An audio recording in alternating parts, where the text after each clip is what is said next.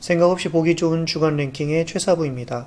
오늘의 랭킹 주제는 사상 최악의 원전 사고를 다뤄볼 건데요. 이름만으로도 유명한 체르노빌 원전 사고. 왜 이 사고가 역사상 최악의 원전 사고라는 오명을 얻게 되었을까요? 체르노빌 원전 사고에 대해 조사하면서 많은 분들의 희생이 있었다는 걸 다시 한번 느낍니다. 사상 최악의 참사인 체르노빌 원전 사고를 소개하겠습니다. 그럼 사상 최악의 원전 사고, 체르노빌 원전 사고의 기록으로 들어가 봅시다.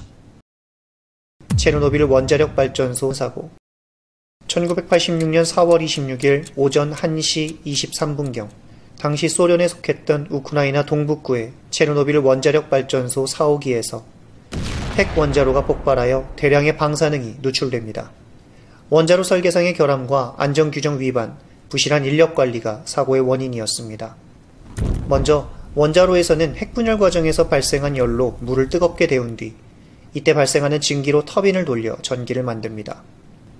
냉각수는 뜨거워진 핵 연료봉을 식히고 열을 전달해서 증기도 만들며 계속 순환되어야 하기 때문에 어떤 상황에서도 절대 전기가 끊기면 안 되는 것이죠. 체르노빌 원자력 발전소에서는 정전 시 비상 전력 공급이 얼마나 가능한지에 대해서 실험을 진행하고자 했습니다.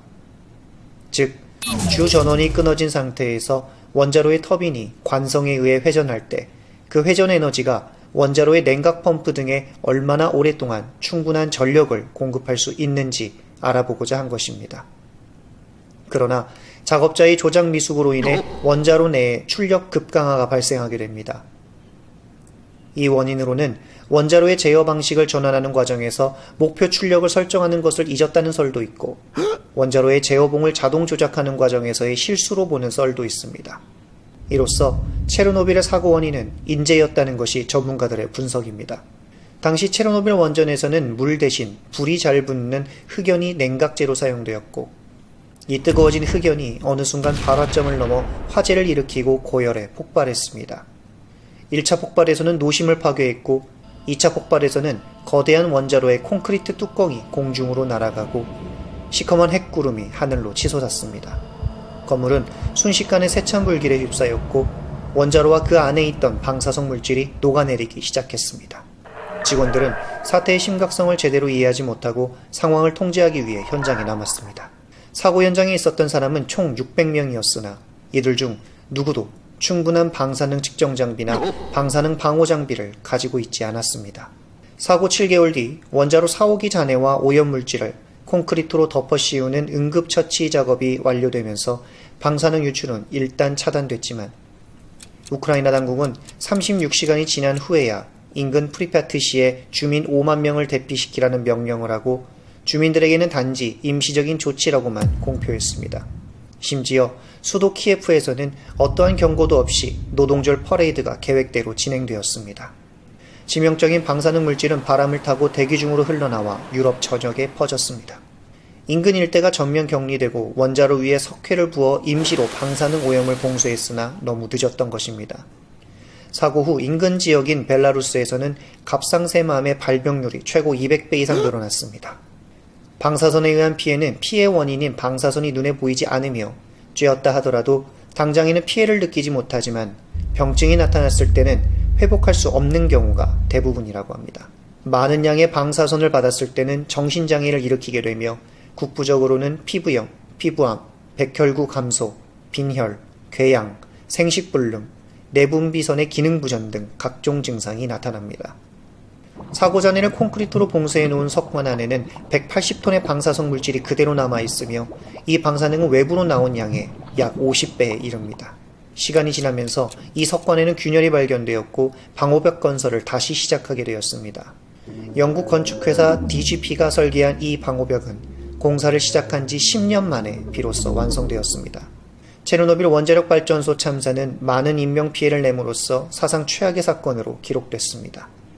이 사고 후 전 세계에서는 반핵, 반원전 운동을 전개하기도 했는데 한번 방사능이 유출되면 제거하기가 힘들 뿐만 아니라 오래도록 인체에 피해를 주기 때문에 인류가 만들어낸 가장 무서운 과학의 소산이라고도 합니다. 원전 반경 30km 지역은 지금까지도 일반인의 출입이 통제되는 소개구역으로 묶여 있습니다. 그리고 야생동물과 주변 숲에도 파괴적인 영향을 미쳤습니다. 이 지역의 40% 이상은 여전히 방사능 때문에 출입할 수 없습니다. 사고 이후 90% 이상의 나무가 젓갈색으로 변하면서 방사능으로 말라 죽었습니다. 주변 약 4평방마일은 붉은 숲으로 불린다고 합니다. 오늘날에도 체르노빌 지역은 여전히 인간의 생명에 안전하지 않습니다.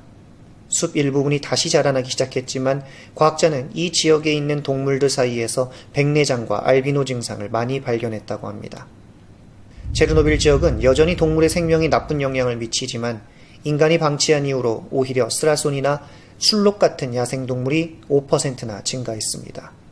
과학자들이 추정한 바로는 이 지역에는 어떤 보호구역보다 7배나 많은 늑대가 서식하게 되었다고 합니다. 바로 인간이 사라진 결과죠.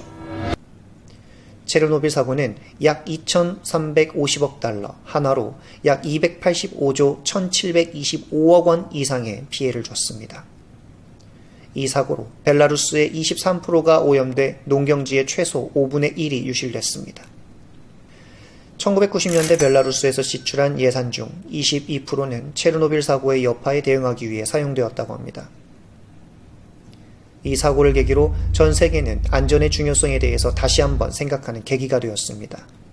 오늘은 이렇게 사상 최악의 원전 사고를 선정해 보았습니다.